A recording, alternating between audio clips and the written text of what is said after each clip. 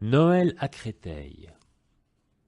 On voit bien qu'il s'agit d'une fausse colline, mais la pointe de toile qui dépasse et qui s'incline en haut suppose un véritable dériveur, et l'on ne rêve pas, on est dans un monde rêveur, apaisé par le jeu des perpendiculaires.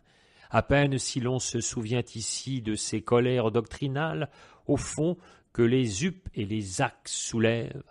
On s'éloigne au long des rivages du lac, où la brume elle-même est étrangement nette, comme si l'on venait de choir sur une autre planète, ou de franchir d'un bond les murailles du temps.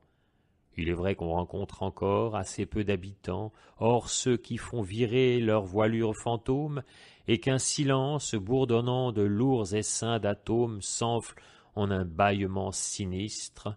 C'est Orly, désuète à côté de ce futur où s'abolit presque divinement l'impatience humaine, et l'on avance avec une audace d'énergumène sous le regard de dieux calmes et transparents, dont les Olympes de béton s'illuminent par rangs inégaux dans le soir aux pâleurs de Suède, d'outre-monde à coup sûr désert.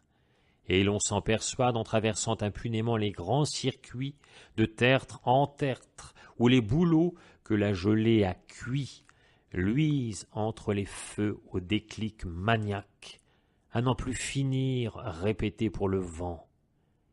Il n'y a qu'un refuge de verre en ce désert urbain.